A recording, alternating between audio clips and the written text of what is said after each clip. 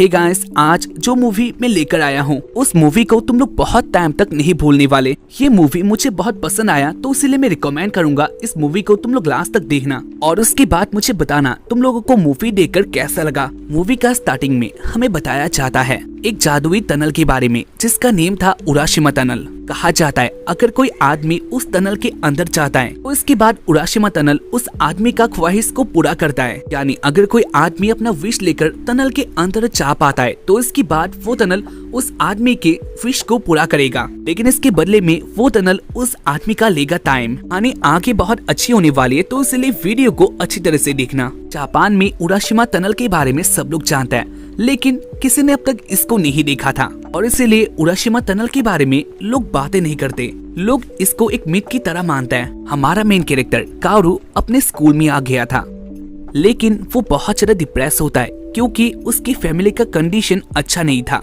और स्कूल में उसके कुछ ज्यादा दोस्त भी नहीं होते हैं जिसके साथ वो बातें कर सकता है और इसीलिए उसने डिसाइड कर लिया था पढ़ाई खत्म होने के बाद वो टोक्यो में शिफ्ट हो जाएगा। काओरू को भी इस प्लेस में नहीं रहना था। इसके बाद काओरू स्कूल से अपने घर की तरफ आने लग जाता है। बाहर बारिश हो रहा था लेकिन काओरू के पास अपना अम्ब्रेला होता है तो इसलिए उसको कहीं पर रुकना नहीं था। काओरू अपने घर की तरफ आ रहा होता है जहाँ पर बीच में एक रेल स्टेशन था। काओरू अपने साथ यानी अपने गमों के बारे में बात करके आ रहा था लेकिन वो देखता है स्टेशन के पास ही एक लड़की बैठी हुई थी। काओरू आंचू के पास आ जाता है और उसके बाद वो आंचू को देखने लग गया था क्योंकि काओरू के लिए आंचू एक नई लड़की थी और उसे भी जानना था आंचू बारिश में भीग कर क्या कर रही है। और इसी बीच स्टेशन मास्टर अनाउंस करता है उनका ट्रेन 30 मिनट देरी से आने वाला था। जहाँ पर इसी बात को सुनकर आंचू थोड़ा गुस्सा होती है और इसी सीन को देखकर काओरू के हाथ से उसका बैग नीचे गिरने वाला था। आंचू काओरू को ऐसे नोटिस करती है और उसके बाद वो कहती है दूसरों को ऐसे घूरते रहना मुझे लगता है ये गलत बात है। दूसरों को ऐसे घूरना ये बहुत क्रीपी है। और वो कहता है मुझे माफ कर देना लेकिन इससे पहले मैंने कभी तुम्हें नहीं देखा था इसलिए मैं देख रहा था ये लड़की कौन है। खैर इसके बाद काओरू नोटिस करता है आंचू के हाथों में कुछ सामान होता है जिसको आंचू पानी से सेव कर रही थी लेकिन आंचू पूरा भीग चुकी थी और उसका सामान भी ज्यादा टाइम तक पानी से सेफ नहीं था। काओरू अपना अम्ब्रेला आंचू को दे देता है। काओरू कहता है तुम इसको ले सकती हो। जहाँ पर ये सीन देखकर आंचू कहती है मैं जानती हूँ तुम मेरे सामने नाइस गाय बनना चाहते हो लेकिन तुम इस बात को भूल चुके हो। अगर तुम मुझे अम्ब्रेला दे दोगे तो इसके बाद तुम क्या करोगे। काओरू कहता है वैसे भी मेरा घर एक स्टेशन के बारी में है यानी मेरा घर पास ही में आता है तो इसलिए तुम इसको ले सकती हो। आंचू कहती है लेकिन फिर भी अगर तुम भीगोगे तो इसके बाद तुम्हें जुकाम भी हो सकता है, तुम बीमार भी हो सकती हो या फिर तुम बीमार भी हो सकती हो और तुम्हारा फैमिली इससे गुस्सा होगा। आंचू की बातें सुनकर काओरू कहता है ऐसा कुछ भी नहीं होने वाला। मेरे पास ऐसा कुछ फैमिली नहीं है जो मेरे काम से बुरा मानेगा लेकिन मुझे लगता है तुम्हारे बारे में सोचकर तुम्हारी फैमिली बहुत ज्यादा चिंतित होगी। आंचू कहती है ऐसा कभी नहीं हो सकता क्योंकि मेरे पास भी कोई फैमिली नहीं है। आंचू की बातें सुनकर काओरू को कुछ और ही सा फील होता है और उसके बाद वो कहता है ये तो बहुत कूल बात है। काओरू की बातें सुनकर आंचू को भी हंसी आती है और उसके बाद वो काओरू का अम्ब्रेला ले लेती है क्योंकि उसको अपने पेपर पानी से बचाने थे। इसके बारे में उनका ट्रेन आने वाला था। जाने से पहले आंचू कहती है जाने से पहले मुझे तुम्हारे बारे में जानना होगा क्योंकि मुझे तुम्हारे अम्ब्रेला को भी लौटाना होगा। आंचू की बातें सुनकर काओरू हैप्पी होता है और उसके बाद वो दोनों ही एक दूसरे का नंबर ले लेते हैं और ऐसे ही उन दोनों के बीच में एक छोटा सा बॉन्डिंग क्रिएट हो चुका था। घर में आने के बाद काओरू बहुत अपसेट होता है क्योंकि उसके साथ उसका फादर ही रहता है और उसका फादर हमेशा नशे में होता है जो कि काओरू के साथ कभी ही बातें करता है। और इसके बाद काओरू दूसरे दिन अपने स्कूल के लिए निकल जाता।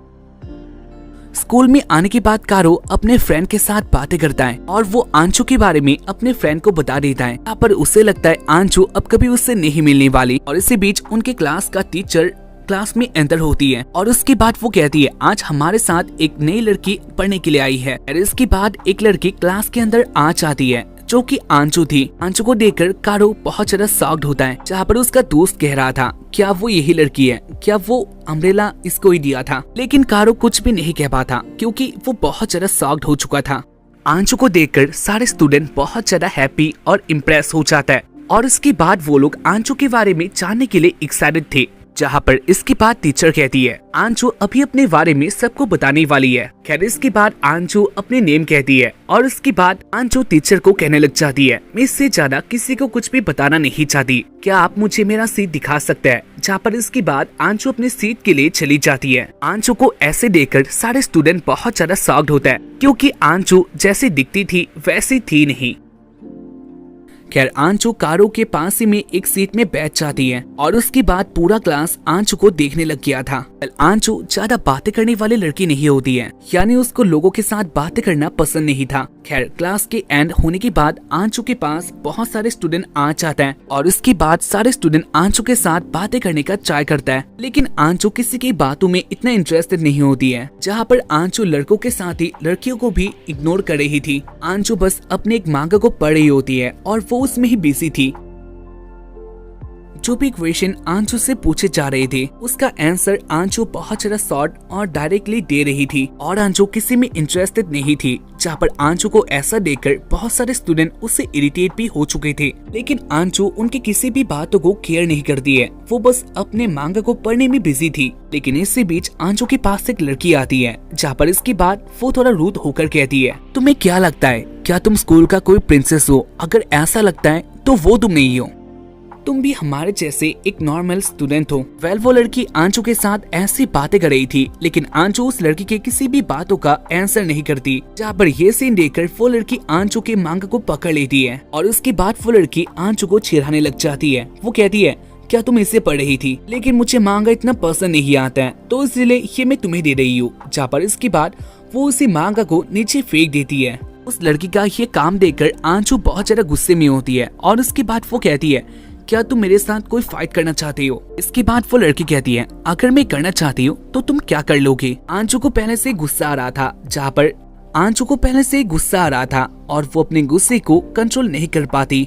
आंचू उसी लड़की के मुंह पे डायरेक्टली एक मुक्का मार देती है, जहाँ पर उस लड़की के नाकों से खून बाहर आने लग गया था। ये सीन देखकर सब लोग शॉक्ड होता है, जहाँ पर कारो का मुंह भी खुला का खुला रह गया था। कारो भी सोच रहा था आंचू कैसी लड़की है। खैर इसके बाद कारो अपने घर पे आ जाता है, जहाँ पर वो फिर से अपसेट हो गया था। कारो के सामने एक बच्चे का फोटो होता है, जहाँ पर इस फोटो को देखकर कारो रोने लग जाता है और वो अपने रूम में आकर रोने लग गया था। लेकिन इसी बीच एक साउंड आता है, नीचे उसका फादर कुछ कर रहा था। कारो अपने फादर के पास आता है और वो देखता है उसके फादर ने सारा खाना गिरा दिया था और वो नशे में होता है। कारो कहता है मैं आपके लिए पानी लाता हूँ, लेकिन उसका फादर कहता है मैं तुमसे एक बात को जानना चाहता हूँ। टाउन हॉल पे तुम्हारी मॉम मेरे साथ बातें करने के लिए आई थी और उसने इस बार भी डिसाइड किया कारण का डेथ एनिवर्सरी मुझे ही पालन करना होगा, यानी मुझे ही इसका सारा खर्चा उठाना होगा। वो अपने आप को क्या सोचती है, क्या वो अच्छी है? तुम्हें क्या लगता है, क्या तुम्हारी मॉम अच्छी है? इस बात को सुनकर कारो कहता है हाँ मुझे लगता है। कारो की बात को सुनकर उसके फादर बहुत ज्यादा गुस्से में आ जाता है, जहाँ पर वो कारो के ऊपर हाथ भी उठा देता है और वो कहता है वैसे भी कारण को तुमने ही मारा था और उसके बाद तुम ऐसी बातें करते हो। मुझे नहीं पता कैसे, लेकिन कारण को तुम्हें वापस हमारे घर पे लाना होगा। अगर इसके बदले में अगर तुम्हें अपनी जान भी देना पड़े तो तुम दे सकते हो, मैं इसमें कुछ भी नहीं देखने वाला, लेकिन कारण को वापस हमारे घर में तुम्हें लौटाना होगा। अपने फादर के मुंह से ऐसी बातों को सुनकर कारो और भी ज्यादा डिप्रेस हो जाता है, जहाँ पर इसके बाद वो अपने फोन को भी फेंक कर घर के बाहर आ जाता है, यानी वो अपने घर से भाग गया था। कारो बहुत ज्यादा डिप्रेस होता है और उससे पता नहीं था वो कहाँ जा रहा है। वो ऐसे ही दौड़कर ट्रेन के पटरियों के पास आ जाता है। इस प्लेस को वो जानता था जहाँ पर वो अपने बहन के साथ इधर खेलने के लिए आया करता था। कारो ट्रेन के पटरियों के पीछे होकर जा रहा होता है, लेकिन इसी बीच उसके पीछे से साउंड आता है और लाइट भी आ रहा था। कारो देखता है उसके पीछे ट्रेन आ रहा था, जिसको देखकर वो बहुत डर जाता है और उसके बाद वो अपने साइड में जंप कर देता है। कारो ट्रेन के पटरियों के किनारे में आ गया था। वो एक ऐसे प्लेस में आ गया था जिसको उसने पहले कभी नहीं देखा था और इसीलिए वो उसी प्लेस को एक्सप्लोर करने लग जाता है, यानी आगे जाने लग गया था। ऐसे ही आगे आते हुए कावरू उसी टनल के पास आ गया था। कावरू के आगे एक टनल होता है जिसका नेम था उराशिमा टनल। कावरू कहता है ये प्लेस कौन सा है, जहाँ पर इसके बाद वो देखता है उसी टनल के अंदर से कुछ लाइट बाहर आ रहा था। कावरू उसी लाइट को फॉलो करते हुए उसी टनल के अंदर भी आ जाता है और उसके बाद वो जान पाता है वो टनल कोई आम टनल नहीं था, वो एक जादुई टनल होता है और इसके अंदर का सीन बहुत ज्यादा अलग था। कारू आगे जा रहा था जहाँ पर उसके सामने बहुत सारे पेड़ होते हैं और उसको टनल में थन भी लग गया था। लेकिन वो आगे जाकर एक चीज को देखता है, नीचे एक चप्पल गिरा हुआ था जो कि कारेन का होता है। और ये सीन देखकर कारू बहुत ज्यादा शॉक्ड होता है, ये चप्पल इधर कैसे आ सकता है। कारू के मन में बहुत सारे क्वेश्चन आ रही थी। कारू और भी आगे जा रहा था, लेकिन इसी बीच उसके मुंह पे एक चिड़िया आके गिरती है। कारू उसी बर्ड को पकड़ लेता है, जहाँ पर इसके बाद वो बर्ड एक गाने को गाने लग गया था और वो इस गाने को भी जानता था, जहाँ पर वो इसको सुनकर भी बहुत ज्यादा शॉक्ड होता है क्योंकि इस बर्ड को वो पहले से ही जानता था जो कि मर गया था। तो ये इधर क्या कर रही है। और उसके बाद कारू आगे देखता है, जहाँ पर इसके बाद उसको सारा स्टोरी पता चल जाता है। यानी वो कोई आम टनल में नहीं था, वो है उराशिमा टनल में, जहाँ पर इसी बात को जानकर कारू बहुत डर गया था। और उसके बाद कारू उसे चप्पल और बर्ड को लेके जितना हो सके उतना जल्दी बाहर आ जाता है। बाहर आने के बाद भी कारू को अब भी बिलीव नहीं होता उसने अभी क्या देखा। क्या वो टनल सच में उराशिमा टनल है? इसके बारे में ही कारू सोच रहा था। रात को कारू अपने घर पे आके ये सब सोच रहा था, लेकिन इसी बीच उसके फादर भी ऊपर आ जाता है। कारू अपने फादर के साथ बातें नहीं करना चाह रहा था, लेकिन उसके पास और कोई चारा भी नहीं होता। कारू के फादर उसके रूम में आ जाता है और उसके बाद वो अपने बेटे को हक करके कहता है, तुमने ये जो भी किया इसके बाद कभी ये मत करना। नहीं जानते मैं तुम्हारे बारे में कितना ज्यादा फिक्र करता हूँ। मैंने तुम्हारे बारे में तुम्हारे दोस्तों के साथ, तुम्हारे स्कूल के साथ, सबके साथ बातें किया, लेकिन उनको भी पता नहीं था तुम कहाँ पर हो। जानता हूँ उस टाइम में मैंने तुमसे गलत कहा था, लेकिन उस टाइम में मैं नशे में था। लेकिन जो भी हो, इतना टाइम तक तुम कहाँ पर थे? तुम्हारे पास ऐसा कोई रूम है जहाँ पर तुम रह रहे थे? कारू अपने फादर की बातें सुनकर बहुत ज्यादा शॉक्ड होता है क्योंकि उसने इतना टाइम कहाँ बिताया था। कारू कहता है, मेरे पास ऐसा कोई रूम नहीं है और मैं ये भी नहीं जानता आप क्या बातें कर रही हो। मैं तो बस घर से बाहर गया था थोड़ा टहलने के लिए और उसके बाद मैं वापस आ गया। कारू उस टनल के बारे में अपने फादर को नहीं बताता, जहाँ पर उसके फादर कारू की बातों को सुनकर गुस्सा होता है। वो कहता है, मैं जानता हूँ तुम मेरे साथ बातें नहीं करना चाहते, लेकिन जो भी हो, इसके बाद अगर तुम एक वीक के लिए ऐसे बाहर गए तो मैं तुम्हें कभी माफ नहीं करने वाला। इस बात को कहकर कारू के फादर चले जाता है। कारू के फादर की बातें सुनकर वो बहुत ज्यादा शॉक्ड होता है। कारू अपने टेबल के पास आता है अपने मोबाइल को देखने के लिए, जहाँ पर उसका मोबाइल भी डेड हो गया था। खैर इसके बाद वो अपने मोबाइल को चार्ज में दे के देखता है। कारू के मोबाइल पे बहुत सारे मिस कॉल्स आ गई थी और वो आज के डेट को देखकर भी बहुत ज्यादा शॉक्ड होता है क्योंकि सच में उसने एक वीक बिता दिया था।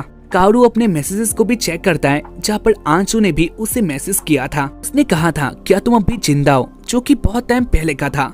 वो कहता है, हाँ मैं अभी जिंदा हूँ। खैर इसके बाद वाले दिन में कारू स्कूल में आ जाता है और उसके बाद वो अपने दोस्त को कहता है, मुझे फ्लू हो गया था तो इसलिए मैं किसी के टच में नहीं आ सकता था और इसी दौरान मैं अपने रूम में था और उसके साथ ही मैं अपने फोन को भी चार्ज में देना भूल गया था। कारू का दोस्त उससे बहुत गुस्सा था। इसी बीच आंजू उनके पास आ जाती है और उसके बाद वो कहती है, क्या तुम जिंदा हो? कारू कहता है, मुझे फ्लू हो गया था लेकिन मैं नॉर्मल अब हो रहा हूँ। आंजू कहती है, मुझे तुम्हारा अम्ब्रेला लौटाना था और तुम उस प्लेस को जानती हो जहाँ पर मैं तुम्हें मिलूंगी। और उसके बाद आंचू चली जाती है, जहाँ पर इसके बाद ही कारू का दोस्त कहता है, आंचू तुम्हारे लिए फिक्र करती है और ये बहुत अच्छी बात है। खैर इसके बाद कारू अपने घर आते टाइम फिर से उसी प्लेस में आ गया था। वो उसी टनल के पास आ जाता है और उसके बाद वो कहता है, क्या ये सच में उराशिमा टनल है? कारू टनल के अंदर फिर से आ गया था और वो फिर से शॉक्ड होता है। वो कहता है, ये सच में उराशिमा टनल है, क्या मैं इसके हेल्प से कारेन को वापस ला सकता हूँ? जहाँ पर कारू इसके बाद आगे जाने लग जाता है,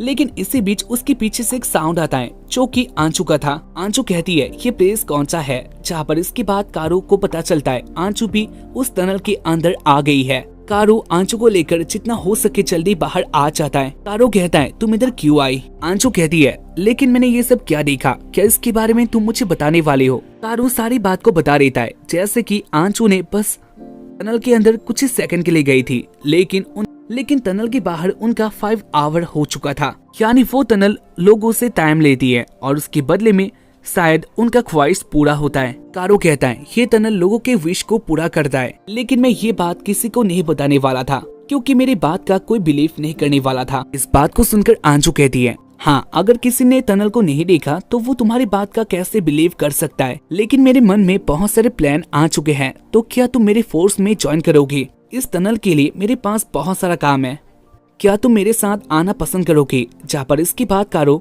उसके बाद कारो आंचू के साथ आ जाता है, यानी वो दोनों एक टीम में आ चुके थे। वो लोग स्कूल में कोई भी बातें नहीं करते हैं, जहाँ पर वो लोग स्कूल के बाद एक जगह में आके मिलता है। वो लोग किसी के साथ भी टनल के बारे में बातें नहीं करने वाली थी। ये उन दोनों के बीच का एक सीक्रेट बात था। खैर, स्कूल खत्म होने के बाद वो दोनों आ जाता है उसी टनल के आगे और वो लोग बातें करते हैं। हमें पहले इस बात को जानना होगा, क्या हम लोग टनल के अंदर से बाहर तक कम्युनिकेट कर सकते हैं, यानी क्या हम लोग फोन के जरिए आपस में बातें कर सकते हैं। यही टेस्ट उनका पहले होने वाला था, जहाँ पर आंचू और कारो एक साथ बाहर बातें करता है, जहाँ पर उनका कॉल अच्छी तरह से हो पा रहा था। उसी टनल के पास से कारो कॉल करता है, जहाँ पर ये भी सही होता है। वो लोग आपस में बातें कर पा रही थी। खैर, इसके बाद कारो ऐसे बातें करते हुए अंदर आ जाता है। उराशिमा टनल के कुछ ही टाइम अंदर जाने के बाद कारो का फोन आंचू से डिस्कनेक्ट हो जाता है, यानी इसके आगे वो आंचू के साथ बातें नहीं कर सकता। कारो बहुत डर जाता है और वो जितना हो सके जल्दी टनल के बाहर आ रहा था, क्योंकि टनल के अंदर वो जितना टाइम रहने वाला है, बाहर उससे भी ज्यादा टाइम उसका मिस होने वाला है। कारो दौड़कर आ जाता है आंचू के पास और उसके बाद वो कहता है, टनल के ज्यादा अंदर तक हम लोग बातें नहीं कर सकते। कारो की बातें सुनकर आंचू कहती है, वैसे मेरा फोन 65 मिनट पहले ही डिस्कनेक्ट हो चुका था। इस बात को जानकर कारो बहुत ज्यादा शॉक्ड होता है और उसके बाद वो कहता है, वैसे मेरा फोन तो कुछ ही टाइम पहले ही डिस्कनेक्ट हुआ था, यानी कुछ ही सेकंड पहले ये डिस्कनेक्ट हुआ था, तो 65 मिनट कैसे हो सकता है। वेल, इस बात को जानकर ही वो दोनों बहुत ज्यादा शॉक्ड होता है, लेकिन वो लोग अपने प्लान को कंटिन्यू करते हैं, क्योंकि आंचू के पास भी अपना एक विश होता है जो कि उसको पूरा करना था। खैर, इसके बाद वाले दिन में वो लोग फिर से आ जाते हैं उसी प्लेस में और एक साथ बातें करते हैं आखिर वो लोग क्या करने वाले हैं, जहाँ पर आंचू कहती है, मैं पहले इस बात को जानना होगा टनल के अंदर अगर हम लोग टाइम बिताते हैं तो बाहर उसका कितना टाइम होता है। और इस काम को करता है, जहाँ पर वो टनल के अंदर 2 सेकंड के लिए जाता है, लेकिन बाहर आने के बाद आंचू से उसे पता चलता है 3 घंटे हो चुके थे। अगर ऐसा है तो टनल के अंदर अगर हम लोग 30 सेकंड भी बिता देते हैं तो बाहर उसका 20 आवर्स होता है, और अगर ऐसे देखा जाए तो 1 घंटे का 100 दिन होता है और 1 दिन का 6.5 साल। वेल, कारो इसी टाइम फिगर को देखकर ही बहुत ज्यादा डर गया था। खैर, इसके बाद वो दोनों मेल से ट्राई करके देखते हैं अंदर कहां तक बाहर से मेल भेजा जा सकता है, जहां पर कारो अच्छी तरह से मेल करते हुए अंदर जा रहा था। आंचू से उसका मेल सही तरीके से हो रहा था, लेकिन कुछ ही टाइम बाद फोन की तरह उसका मेल भी डिस्कनेक्ट हो जाता है। मेल के डिस्कनेक्ट होते ही कारो बाहर आ चुका था और उनको ये पता चल जाता है बाहर से ज्यादा अंदर तक कोई भी कांटेक्ट नहीं कर सकता किसी भी तरीके से। खैर, इसके बाद वो लोग ट्राई करते हैं टनल के बाहर से क्या वो लोग इस टनल के उस पार जा सकता है, यानी एग्जिट तक जा सकता है, क्योंकि उनको ये भी बात जानना था। लेकिन वो लोग ज्यादा कुछ नहीं कर पाते हैं, क्योंकि वो टनल बहुत ज्यादा चौड़ी होती है और इसीलिए उसके ऊपर खड़ा होना या फिर चढ़ना इतना इजी नहीं था। आंचू चढ़ते हुए गिर जाती है, जहाँ पर उसको बचाने के लिए कारो भी उसके पीछे आता है, लेकिन वो दोनों ही गिर जाते हैं। जहाँ पर कारो आंचू के ऊपर गिरा था, वो दोनों ही एक दूसरे को देखने लग जाता है, जहाँ पर उनका बॉन्डिंग पहले से अच्छा हो गया था। लेकिन इधर ऐसा कुछ भी नहीं होता जिसके बारे में तुम लोग सोच रहे हो। खैर, इसके बाद कारो घर पे आ जाता है, जहाँ पर आंचू कारो को कहती है, यानी हम लोग टनल के उस पार नहीं जा सकते। लेकिन इसके बाद भी उनका प्लान कंटिन्यू होने वाला था। इसके बाद वाले दिन में कारो अपने स्कूल में आ जाता है, जहाँ पर उसका दोस्त कहता है, क्या तुम्हारा आंचू के साथ कुछ हो रहा है, क्योंकि सब लोग तुम दोनों के बारे में बातें कर रहे हैं, लगता है तुम दोनों का बीच का बॉन्डिंग बहुत अच्छा हो रहा है। कारो इस बात को सुनकर कहता है, ऐसा कोई बात नहीं है, हम दोनों एक साथ काम करते हैं। कारो की बात सुनकर उसका दोस्त कहता है, तुम लोग क्या काम करते हो। कारो इसके बारे में किसी को नहीं बता सकता था, जहाँ पर ऐसा देखकर कारो का दोस्त उससे बहुत गुस्सा होता है। खैर, इसके बाद कारो और आंचू आ जाते लाइब्रेरी में और उसके बाद वो लोग उसी टनल के बारे में बुक को पढ़ रहे होता है। वो लोग देखते हैं उनके प्लेस का एक लोकल बुक, जहाँ पर उनको ऐसा लगता है इसके ऊपर टनल के बारे में कुछ लिखा हुआ होगा, लेकिन उस किताब के ऊपर भी इसके बारे में कुछ भी नहीं लिखा था। आंचू और कारो के बीच में मिशन के दौरान बहुत सारी बातें होने लग गई थी, और ऐसे ही आंचू जो पहले थी, जो कि किसी के साथ बातें नहीं करती थी, वो उस लड़की को भी बुलाने लग जाती है जिसके साथ उसका फाइट हुआ था, या फिर आंचू ने जिसका नाक तोड़ा था। आंचू उस लड़की को सॉरी कहती है, जहाँ पर ये सीन कारो भी देख लेता है और वो हैप्पी था आंचू को ऐसे देखकर। खैर, इसके बाद कारो अपने घर पे आ जाता है। घर पे आने के बाद कारो अपने मोबाइल को देखता है, जहाँ पर आंचू ने उसको मेल किया था। आंचू कहती है, मुझे उराशिमा टनल के बारे में कुछ और भी जानना है और इसलिए मैं कल उसके पास जाने वाली हूँ। अगर तुम चाहते हो तो तुम भी मेरे साथ आ सकते हो। कारू आंचू की बातों को मान लेता है और उसके बाद वो दोनों आ जाता है फिर से उसी टनल में। वो दोनों उरासीमा टनल के अंदर आ जाता है और उसके बाद आंचू कहती है इसके आगे इस टनल का सबसे मेन एरिया स्टार्ट होता है जिसके अंदर हम लोग बातें नहीं कर सकते, लेकिन मैं भी टनल के अंदर आ चुकी हूँ तो इसीलिए हम दोनों को देखना होगा कि हम लोग पास ही में बातें कर सकते हैं, क्योंकि अब मैं भी तुम्हारे पास ही में हूँ लेकिन मैं डायरेक्टली टनल के अंदर नहीं हूँ, तो इसीलिए हम दोनों के बीच में टाइम का डिफरेंस क्रिएट होगा। लेकिन हम दोनों पास ही में होंगे तो उसके बाद क्या होगा मुझे जानना है। कारो उसी टनल के मेन पार्ट में आ जाता है जहाँ से टाइम डिफरेंस स्टार्ट होता है और उसके बाद ही आंचू कारो को मेल करती है, जहाँ पर इसके बाद कारो आंचू की तरफ घूम कर देखता है और उसके सामने बहुत सारे आंचू आ चुके थे। कारू देखता है आंचू एक जगह से दूसरी जगह में बहुत ज्यादा स्पीड से ट्रांसफॉर्म हो रही थी। ये सीन देखकर कारू को बहुत ज्यादा अजीब सा फील होता है, जहाँ पर आखिर में वो देखता है आंचू नीचे बैठ गई थी, जहाँ पर ये सीन देखकर कारू भी टनल के थोड़ा बाहर आ जाता है, यानी मेन एरिया से बाहर आ चुका था। और उसके बाद वो कहता है आंचू में आ गया हूँ, जहाँ पर इसके बाद ही आंचू कहती है तुमने बहुत देरी कर दी, मैं इधर 7 घंटे से तुम्हारा वेट कर रही थी। कारू कहता है मेरा तो बस 10 सेकंड ही हुआ था। खैर ऐसे ही वो दोनों जान चुके थे, पास होने के बाद भी वो लोग अंदर ऐसे ही नहीं जा सकते, यानी कांटेक्ट नहीं कर सकते। और इसके बाद कारू आंचू के मेल को देखता है जो कि सेंड ही नहीं हुआ था। इसके बाद आंचू और कारू एक साथ बात करता है और उसके बाद वो लोग अपने घर पे आ चुके थे। रात को आंचू फिर से कारू के साथ बात करती है, जहाँ पर वो कहती है उनके पास कुछ टाइम आने वाला है, यानी एक वीकेंड आने वाला है और इसीलिए वो लोग इस टाइम का बहुत अच्छा उपयोग कर सकते हैं। उनके पास बहुत सारा टाइम आ चुका था क्योंकि वो लोग उराशिमा टनल के अंदर 108 सेकंड तक रह सकते हैं और इसीलिए वो दोनों डिसाइड करता है उसी टाइम में जितना हो सके वो लोग टनल के अंदर जाने वाले हैं और वो दोनों पता करेंगे उसके अंदर क्या चीज है। आंचू की बातों को कारू फिर से मान लेता है, जहाँ पर आखिर में आंचू कहती है इस प्लान को अंजाम देने से पहले हम दोनों को कहीं पर घूमना था, क्या तुम अम्यूजमेंट पार्क मेरे साथ आ सकते हो। आंचू की बातों को कारू मान लेता है और उसके बाद वाले संडे में कारू और आंचू अम्यूजमेंट पार्क में घूमने के लिए आ चुके थे। कारो आंचू को देखकर बहुत ज्यादा इम्प्रेस होता है क्योंकि वो अलग ड्रेस में बहुत ज्यादा अच्छी लगती है। खैर इसके बाद वो दोनों पार्क के अंदर आ जाते हैं। वो दोनों एक एक्वेरियम के अंदर आ चुके थे, जहाँ पर वो लोग बातें करते हैं। आंचू कहती है मैंने तुम्हें कभी भी हंसते हुए नहीं देखा। कारो कहता है क्योंकि मैं ऐसा ही हूँ और उसके साथ ही मैं तुम्हें एक बात को बताना चाहता हूँ। जब हम दोनों लास्ट टाइम उस टनल में गई थी और जब मैंने तुम्हें उधर देखा था मुझे बहुत डर लग गया था तुम्हारे बारे में सोचकर। मेरे मन में बहुत सारे क्वेश्चन आ रही थी, मिशन के अंदर कुछ भी हो सकता है और इसलिए मैं तुम्हारे साथ कोई भी रिस्क नहीं लेना चाहता। इसलिए अगर तुम मिशन को क्वाइट करना चाहती हो तो तुम अभी कर सकती हो, इससे मुझे कुछ भी बुरा नहीं लगेगा। इस बात को सुनकर आंचू थोड़ा गुस्सा होती है और उसके बाद वो कहती है ऐसा कुछ भी नहीं होने वाला, वैसे भी ये प्लान मेरा था और मैं इसको कभी क्वाइट नहीं करने वाली, क्योंकि मुझे लगता है इसके बाद हो सकता है मेरा विश पूरा भी हो जाए और वैसे भी तुम्हारे साथ भी कुछ विश होगा जो कि तुम पूरा करना चाहते हो। वैसे क्या तुम मुझे उसके बारे में बता सकती हो। जहाँ पर इसके बाद कारू आंचू को अपने बहन के बारे में बताता है जो कि बहुत ज्यादा अच्छी थी। कारू की बहन के बारे में जानकर आंचू थोड़ा शॉक्ड होती है, जहाँ पर इसके बाद कारू अपने बहन यानी कारेन के बारे में बताने लग जाता है, जहाँ पर वो बहुत अच्छी थी। वो सबके साथ बहुत अच्छी तरीके से बातें करती थी और वो अपने साथ मुझे भी हैप्पी रखती थी, यानी वो मुझे बहुत ज्यादा प्यार करती थी। लेकिन एक दिन हम दोनों के बीच में कुछ हो जाता है। मैं कारेन से बहुत ज्यादा गुस्सा हो गया था और कारेन ने जो मुझे बोला था मैं उसकी बातों को नहीं मान रहा था। जहाँ पर इसके बाद कारेन मुझे हैप्पी करने के लिए मेरी फेवरेट इंसेक्ट को पकड़ने के लिए जंगल में आ जाती है और वो पेड़ के ऊपर आ चुकी थी, लेकिन अकेले होने के कारण कारेन नीचे गिर जाती है और उसके साथ ही कारेन मर जाती है। कारेन के मरने के बाद मेरी फैमिली पूरा टूट चुका है। मेरी बहन के मरने का गम में मेरी मॉम बहुत ज्यादा डिसअपॉइंट होती है और वो बहुत ज्यादा अपसेट हो चुकी थी।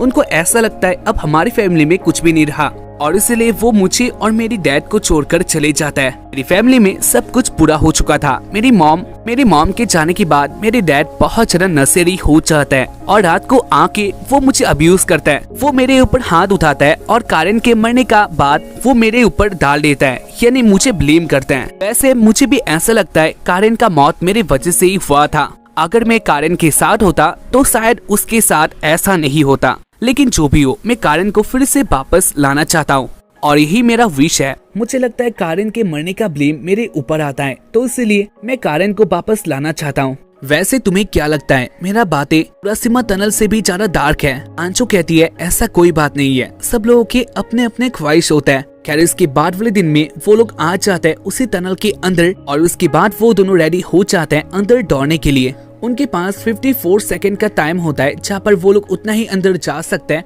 और बाहर भी उतना ही टाइम में आना पड़ेगा। और ऐसे ही उन दोनों का 3 दिनों का वीकेंड खत्म हो जाएगा।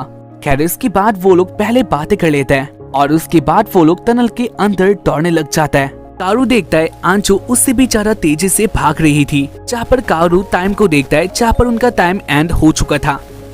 कारू कहता है हमें अभी लौटना होगा, टाइम अप हो चुका है। लेकिन इसी बीच आंचो के पास बहुत सारे पेपर्स आ जाते हैं जहाँ पर कुछ लिखा हुआ था और वो कहता है हमारे पास ये सब उठाने का टाइम नहीं है, दोनों को भागना होगा यानी बाहर आना होगा। लेकिन आंचो कारू की बातों को इग्नोर करके उन सारे पेपर्स को उठाने लग जाती है। कारू के पास भी कुछ और रास्ता नहीं होता तो इसलिए वो आंचो का हेल्प करके सारे पेपर्स को उठा लेता है और वो दोनों दौड़कर बाहर आ जाता है। बाहर आने के बाद कारू कहता है तुम्हें क्या हो गया था और क्या यही चीज है जो तुम टनल से चाहती हो? आंचो कहती है ये चीज मेरे ग्रैंडफादर की है जो कि मुझसे कनेक्ट होता है। खैर इसके बाद वो लोग टाइम को देखते हैं जहाँ पर सुबह के 4 बज गई थी। कारो कहता है मैं अभी अपने घर पे नहीं जा सकता क्योंकि मेरे पापा मुझे मार डालेंगे। कारो के कपड़े भी पूरा भीग गई थी तो इसलिए आंचो कहती है तुम मेरे घर पे आ सकती हो। खैर इसके बाद कारो आंचो के घर पे आ जाता है जहाँ पर आंचो कारो को पहनने के लिए कपड़े दे देती है। कारो कहता है क्या ये लड़कों के कपड़े तुम्हारे हैं? कारो कहता है क्या ये लड़कों के कपड़े तुम्हारे हैं? आंचो कहती है यहाँ मेरे अंकल रहते थे लेकिन इसके बाद वो चले गए और अभी घर में मैं अकेली हूँ। कारो अंकल के यानी आंचो के अंकल के कपड़े पहन लेता है और उसके बाद आंचो कारो के लिए कॉफी लाने के लिए चली जाती है। उसी टाइम में कारो आंचो का रूम देख रहा था जहाँ पर उसे एक नाम दिखाई पड़ता है मिचुओ हनाशिरो, जिसके ऊपर बहुत सारे मांगा आंचो के घर पे रखे हुए थे। खैर इसके बाद वो मिचुओ हनाशिरो के एक मांगे को पढ़ने लग जाता है और इसी बीच आंचो भी रूम में आ जाती है। कारो कहता है क्या मिचुओ हनाशिरो को तुम जानती हो? आंचो कहती है हाँ वो मेरे ग्रैंडफादर है, वो एक मांगा आर्टिस्ट थे और मैं भी उनकी तरह बनना चाहती हूँ। मैं अपने ग्रैंडफादर को अपना आइडल मानती हूँ। आंचो की बातें सुनकर कारो कहता है अगर ऐसी बात है यानी अगर तुम्हें मांगा लिखना अच्छा लगता है तो तुम इसमें आगे जा सकती हो। अब तक क्या तुमने एक भी मांगा लिखा है? जहाँ पर इसके बाद आंचो कहने लग जाती है मेरे ग्रैंडफादर के मांगा बस 3 ही हैं, लेकिन वो बहुत अच्छे लिखते थे और उनका मांगा मुझे बहुत ज्यादा अच्छा लगता है। लेकिन मेरे मॉम डैड को वो उतना पसंद नहीं थी। मेरे मॉम डैड को ऐसा लगता है मांगा में कोई फ्यूचर नहीं है।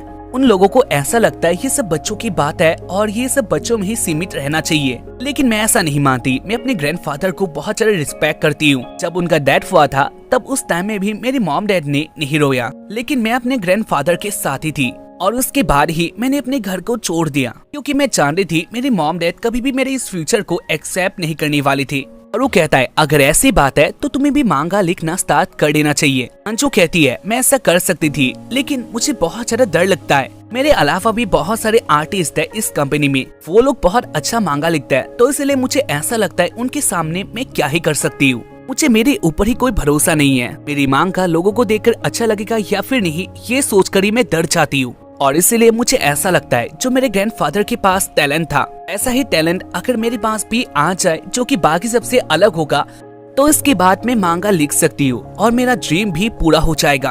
आंचो की बातें सुनकर कावरू कहता है क्या यही तुम्हारा विश है? आंचो कहती है हाँ, मुझे भी एक अलग सा टैलेंट चाहिए। मैं चाहती हूँ तुम्हें ये सुनने में बहुत अजीब लग रहा होगा लेकिन ये भी तुम्हारे विश जैसा ही है और मुझे ऐसा लगता है उराशिमा टनल मेरा ये विश पूरा करने वाला है। अंशु का ये विश कावरू को अच्छा नहीं लगा था और उसके बाद वो कहता है लेकिन वो टैलेंट तुम्हारे अंदर पहले से भी हो सकता है। तुमने खुद ही से मांगा लिखने का ट्राई पहले ही किया है लेकिन तुम इस बात को नहीं जानती लोग इसको पसंद करेंगे या फिर नहीं, क्योंकि तुमने इसको किसी को पढ़ने के लिए ही नहीं दिया। लेकिन तुम्हारा ये काम मैं कर सकता हूँ। आंचो कहती है मैं अपना मांगा किसी को ऐसे ही पढ़ने के लिए नहीं दूंगी क्योंकि ये मुझे अच्छा नहीं लगता। मैं डरती हूँ अगर ये मांगा तुम्हें अच्छा नहीं लगा तो इसके बाद मैं कभी भी मांगा नहीं लिख पाऊंगी। लेकिन कावरू भी नहीं मानने वाला था, जहाँ पर वो आखिर में कहता है तुम मेरे फ्रेंड हो और इसीलिए मैं तुम्हारा मांगा पढ़ सकता हूँ। अगर ये बुरा भी निकला तो इसके बाद में मैं कुछ भी नहीं कहने वाला। कावरू की बातें सुनकर आंचो अपना मांगा कावरू को पढ़ने के लिए दे देती है, जहाँ पर इसके बाद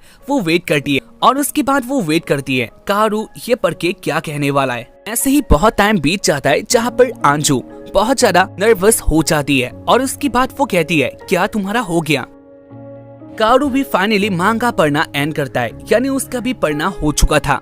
खैर इसके बाद वो कहता है तुम्हारा मांगा सच में बहुत अच्छा था और ऐसे प्लेसेस है जहाँ पर तुम अब भी बहुत इम्प्रूव कर सकती हो, लेकिन एक बिगिनर के लिए ये मांगा लिखना इजी नहीं है। ये पढ़ के मुझे बहुत अच्छा लगा, तुम अपने काम में बहुत आगे तक जा सकती हो। कारू की बातें सुनकर आंचू बहुत हैप्पी होती है, जहाँ पर इसके बाद कारू फिर से कहने लग जाता है मिचो हानासिरो बहुत अच्छे आर्टिस्ट थे, लेकिन तुम उससे भी अच्छी बन सकती हो जो कि तुम्हारे अंदर पहले से ही है। इसलिए मुझे लगता है टनल के अंदर जाके अपना विश पूरा करना ये कोई मतलब नहीं बनाता, तुम खुद ही अपना काम कर सकती हो, तो उसके बाद टनल के अंदर जाके अपना टाइम वेस्ट क्यों करना। कारू की बातें सुनकर आंचू थोड़ा सीरियस होती है और उसके बाद वो कहने लग जाती है ऐसा कुछ बात नहीं है, मैं देखना चाहती हूँ अगर मेरे अंदर वो टैलेंट आ जाए तो उसके बाद ये वॉल्ट कैसा होगा। साथ ही मैं इस बात को भी जानती हूँ तुम भी अपनी बहन से मिलना चाहती हो, तुम भी ये देखना चाहती हो वो वॉल्ट कैसा होगा जहाँ पर तुम्हारी बहन तुम्हारे साथ है, तो इसीलिए मैं उराशिमा टनल के अंदर जाने वाली हूँ। इस बात को भी मैं जानती हूँ बाहर आने के बाद पूरा वॉल ही चेंज हो जाएगा, लेकिन मैं उस वॉल को देखना चाहती हूँ। यानी वो लोग अपने प्लान को कंटिन्यू करते हैं। खैर इसके बाद वाले दिन में कारू अपने स्कूल में आ गया था जहाँ पर आंचू एब्सेंट होती है और ऐसे ही शाम को कारू का स्कूल एंड हो जाता है। कारू अपने घर पे जाने वाला था, जहाँ पर इसी बीच उसका दोस्त कहता है समर फेस्टिवल स्टार्ट हो चुका है, क्या तुम हमारे साथ आ सकते हो। कारू कहता है नहीं वो बिजी है। कारू की बातें सुनकर उसका फ्रेंड कहता है क्या आंचू फिर से तुम्हारे साथ आने वाली है। ये बात सुनकर कारू शर्मा जाता है, लेकिन इसके बाद ऐसा ही होता है। रात को कारू आंचू को समर फेस्टिवल में बुलाता है, जहाँ पर कारू देरी से आता है। कारू के लिए आगे आंचू उसके लिए वेट कर रही थी। आंचू किमोनो में होती है, जहाँ पर वो बहुत अच्छी लग रही थी। कारू भी आंचू की तरफ अट्रैक्ट हो चुका था। खैर इसके बाद वो लोग फेस्टिवल में आते हैं, जहाँ पर उन दोनों ने बहुत एंजॉय कर लिया था और इसके बाद आखिर में वो लोग आ जाते एक प्लेस में जहाँ से वो लोग बहुत सारे फायर वॉक्स को देखने वाली थी। खैर इधर वो दोनों बातें करते हैं, जहाँ पर आंचू कहती है वैसे तुमने मुझे क्यों बुलाया था, क्या ये दिन तुम्हारे लिए खास है। जहाँ पर इसके बाद कारू कहने लग जाता है एक साल पहले मेरी बहन यानी कारेन मेरे साथ ही इसी प्लेस में फायर वॉक्स को देख रही थी और आज ही वो दिन है जिस दिन मेरी बहन यानी कारेन का मौत हुआ था। आज उसका डेथ एनिवर्सरी है, तो इसीलिए मैं बहुत ज्यादा दुखी था और इसीलिए मैं डेथ एनिवर्सरी को तुम्हारे साथ मनाना चाहता था। कारू की बातें सुनकर आंचू कारू को सिंपैथी देने लग जाती है और ऐसे उन दोनों का बॉन्डिंग पहले से भी बहुत अच्छा हो जाता है। इसके बाद कारू अपने घर पे आ जाता है, जहाँ पर आते हुए वो आंचू के साथ ही बातें करता है। आंचू आज के लिए बहुत ज्यादा हैप्पी होती है और वो इसके लिए कारू को थैंक यू कहती है। आंचू के बारे में सोचकर कारू को भी बहुत अच्छा लगता है, उसे ऐसा लगता है उसका लाइफ कुछ ही टाइम के लिए चेंज हो चुका है। खैर इसके बाद वो अपने घर पे आ जाता है। घर पे उसके डैड किसी के साथ बातें कर रहे होता है। कारू अपने डैड को देखने के लिए रूम में आ गया था, जहाँ पर वो दूरी से देखता है उसके डैड के पास ही कोई वुमेन इधर बैठी हुई थी और वो दोनों एक साथ ड्रिंक और खाना खा रही थी। कारू यही सीन देखकर बहुत ज्यादा डिप्रेस हो जाता है, क्योंकि दूसरे ही रूम में उसकी बहन यानी कारेन का फोटो लगा हुआ था। कारेन का आंचे डेड हुआ था और इसी दिन में उसके फादर किसी और वुमेन के साथ मजे कर रही थी। खैर इसके बाद कारू के फादर उसको देख लेते हैं और उसके बाद वो कारू को रूम के अंदर बुला लेते हैं। कारू पहले से बहुत ज्यादा डिप्रेस था ये सोचकर ये वुमेन कौन है, जहाँ पर उसके फादर की बातें सुनकर उसको और भी ज्यादा बुरा लग गया था। कारू के पास अपना कोई रिप्लाई नहीं होता, वो इधर अपने बाप को क्या कहने वाला है, क्योंकि आज के दिन उसकी सिस्टर यानी कारेन का डेथ हुआ था और इसी दिन में उसके फादर ने अपने लिए एक नई वुमेन को घर पे ला लिया था, जो कि बहुत बुरी बात है। कारू अपने बॉडी को कंट्रोल नहीं कर पाता, उसको अपने घर पे ही बहुत ज्यादा गंदा फीलिंग आ रहा था और उसके बाद वो उसी रूम में वोमिटिंग कर देता है। कारू ने उसी वुमेन के आगे उल्टी कर दिया था, जहाँ पर ये सीन देखकर वो वुमेन हैप्पी नहीं होती। वो वुमेन कहती है ये लड़का क्या कर रहा है, इसने हमारी सारी पार्टी को ही खराब कर दिया। जहाँ पर इसी बात को सुनकर कारू के फादर बहुत ज्यादा गुस्से में आ जाता है और उसके बाद वो कारू को पीटने या फिर से अपना रोज का काम यानी अब्यूज करने लग जाता है। कारू के फादर कहता है क्या तू मुझे इतना भी हैप्पी नहीं देख सकता, और उसके बाद कारू के फादर उसको बहुत ज्यादा मारते हैं। आखिर में कारू अपने रूम में आ जाता है, जहाँ पर वो अकेला था और वो बहुत ही ज्यादा डिप्रेस होता है। खैर इसके बाद वाले दिन में कारू एक रेस्टोरेंट पे आता है, जहाँ पर आंचू ने उसे बुलाया था। कारू और आंचू एक साथ बात करता है, जहाँ पर कारू कहता है वैसे तुमने मुझे क्यों बुलाया था। आंचो कहती है तुमने मेरा जो हेल्प किया था यानी मेरे मांगा को पढ़ा था वो देखकर मुझे बहुत अच्छा लगा और उसकी बात ना जाने मेरे अंदर क्या आया, मैंने अपना मांगा पब्लिशर के हाथों में दे दिया। उन लोगों ने वो मांगा पढ़ा और उसके बाद जहाँ पर इसके बारे कारो कहता है क्या वो रिजेक्ट हो गया। आंचो कहती है ऐसी बात नहीं है, मेरे मांगा को उन लोगों ने सिलेक्ट किया और वो लोग मुझे कॉन्ट्रैक्ट देना चाहते हैं आगे भी ऐसे काम करने के लिए। कारो कहता है ये तो बहुत अच्छी बात है, तुम्हें अपने फ्यूचर का स्टार्टिंग मिल चुका है, यानी इसके बाद तुम्हें उराशिमा टनल में जाने का कोई जरूरत नहीं है। कारो के बातें सुनकर आंचो बहुत ज्यादा गुस्से में आ जाती है और उसके बाद वो कहती है ऐसा कुछ भी नहीं होने वाला, क्या तुम रेडी हो चुकी हो? हम लोग जल्द ही आने वाले टाइम में उसी टनल में जाने वाले और अपना विश पूरा करने वाले हैं। कारो कहता है लेकिन मैं इसके लिए रेडी नहीं हूँ, मुझे लगता है हम लोगों का ये प्लान थोड़ा पोस्टपोन कर देना चाहिए और तुम्हें अभी अच्छी तरह से डिसाइड करना चाहिए क्या तुम्हें टनल के अंदर जाना है या फिर नहीं, क्योंकि मुझे लगता है तुम्हारे अंदर वो टैलेंट पहले से ही है। आंचो कहती है ऐसा कभी नहीं हो सकता, तुम मुझे जो भी कहो इसके बाद भी मैं उस टनल के अंदर जाने वाली हूँ। खैर ऐसे ही उन दोनों के बीच में एक ऐसे छोटा सा आर्गुमेंट स्टार्ट हो जाता है। इसके बाद वो दोनों आ जाते हैं। खैर इसके बाद वो दोनों आ जाते हैं उस स्टेशन में जहाँ पर वो दोनों पहले टाइम के लिए मिले थे और अब भी उधर वही बात अनाउंस हो रहा था, उनका ट्रेन 30 मिनट देरी से आने वाला है। खैर कारू और आंचो के बीच में कोई भी बातें नहीं हो रहा था, वो दोनों ही उदास होता है। लेकिन इसके बाद कारू एक फूल को तोड़कर आंचो के पास आ जाता है और वो कहता है तुम बहुत ज्यादा भीग गई हो, तुम मेरा अम्ब्रेला ले सकती हो। जहाँ पर कारो अपना वही एक्टिंग कर रहा था जहाँ पर उसने वो पहले किया था। आंचो भी कारो का सपोर्ट करती है, जहाँ पर इसके बाद वो भी कहने लग जाती है क्या तुम ज्यादा अच्छे बनने का कोशिश कर रही हो। खैर इसके बाद वो दोनों उसी सीन को रिक्रिएट करते हैं जहाँ पर उन दोनों को ये करके बहुत अच्छा लगा था और इसके बाद वो दोनों ही एक साथ पेट पकड़ के हंसने लग जाते हैं। कारू को हंसता हुआ देखकर आंचो कहती है तुम्हें ऐसे देखकर मुझे बहुत अच्छा लगा। खैर इसके बाद वो दोनों अपने घर पे चले जाते हैं। खैर इसके बाद वो दोनों घर पे आ जाते हैं जहाँ पर उन दोनों का फाइट एंड हो चुका था। वो दोनों फिर से अच्छे दोस्त बन चुके थे, लेकिन कारू के मन में एक अलग ही प्लान रेडी था जिसके बारे में आंचू नहीं जानती थी। कारू आधी रात को अपना बैग रेडी करता है और उसके बाद वो आंचू को मैसेज करता है आंचू तुम्हारे पास पहले से वो टैलेंट है जो कि तुम ढूंढना चाहती हो, इसीलिए उराशिमा टनल तुम्हारे लिए नहीं है। खैर इसके बाद कारू अपने प्लान के लिए आगे बढ़ जाता है जहाँ पर सुबह आंचू कारू का मेल देखती है जहाँ पर उसे पता चलता है कारू ने कुछ ऐसा लिखा है। आंचू बहुत ज्यादा डर जाती है जहाँ पर उसके मन में बहुत सारे ख्याल आ रहे थे, इसीलिए वो दौड़कर आ जाती है, यानी बहुत जल्द आ जाती है कारू के घर में जहाँ पर उसके फादर कहता है कारू सुबह से ही घर पे नहीं है, लेकिन उसके बारे में सोचकर कोई फायदा नहीं होने वाला, वो ऐसे कहीं पर घूम रहा होगा और इस बात को इतना बड़ा बनाने का कोई जरूरत नहीं है।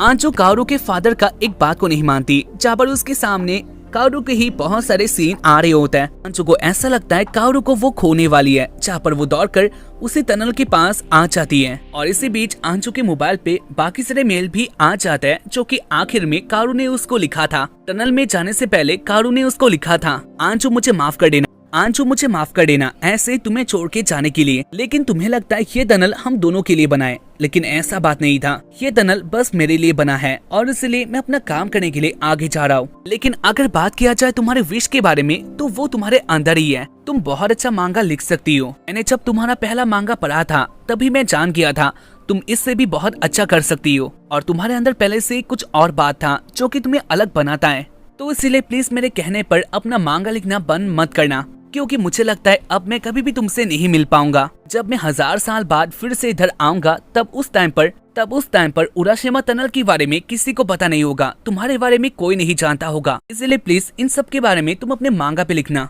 ताकि 1000 साल बाद भी ये सब बातें लोगों को समझ में आए। और मैं तुमसे फिर से माफी मांगना चाहता हूँ, मैं तुम्हें छोड़कर आ चुका हूँ, मैं बहुत दूर आ चुका हूँगा और जहाँ से मैं वापस नहीं लौट सकता। खैर इसके बाद हमें दिखाया जाता है कारू को जहाँ पर वो टनल के आगे जा रहा था और उसने उन सारे टेक्स्ट को लिखने के बाद मोबाइल को टनल में ही फेंक देता है और वो आगे बढ़ जाता है जहाँ पर बाहर हमें दिखाया जाता है आंचू बहुत ही ज्यादा दुखी हो चुकी थी।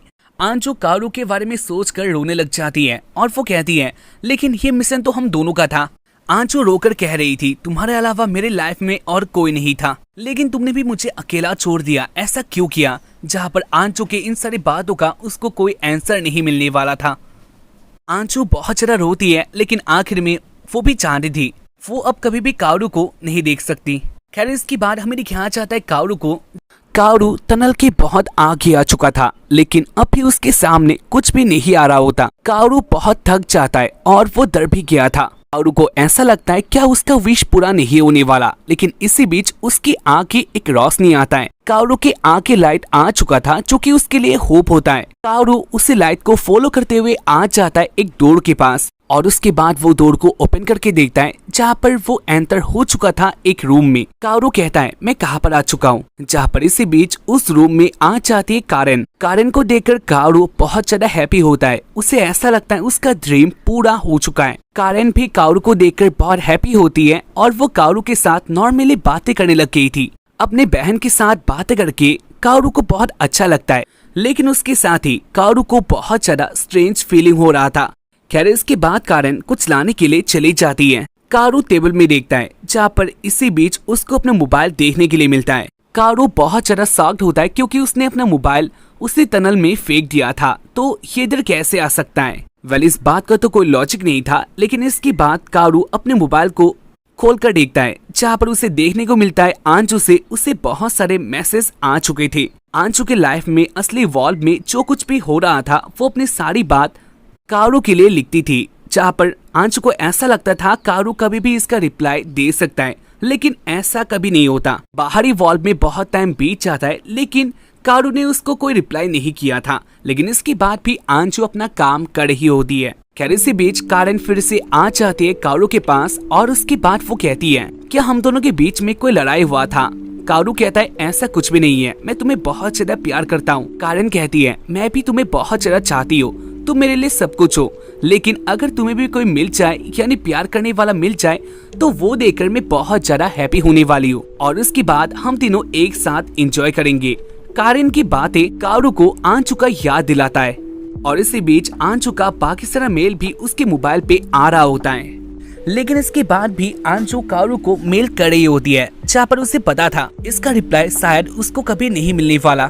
काओरू इन सारे मेल को देखकर जान गया था उससे एक बहुत बड़ी गलती हो चुका है। उसने आंचू के साथ जो किया था यानी अकेले छोड़कर इधर आ गया था वो अच्छा नहीं था। काओरू जान गया था आंचू उसके लाइफ में कितना इम्पोर्टेंट है, और इसलिए वो अपना डिसीजन बदल लेता है। काओरू कहता है मुझे माफ कर देना, लेकिन मुझे अभी जाना होगा, मेरा कोई शायद बाहरी वर्ल्ड में वेट कर रही होगी। काओरू अपनी गलती को मान लेता है, जहाँ पर वो कारेन को बाय कह के बाहर आ जाता है। कारेन आखिर में कहती है टेक केयर, और उसके बाद ही काओरू फिर से टनल में आ जाता है और वो दौड़कर टनल के एग्जिट की तरफ यानी जहाँ से वो आया था उधर ही दौड़कर जा रहा होता है। जहाँ पर वो जाते जाते आंचू को मेल करता है वो वापस आ रहा है।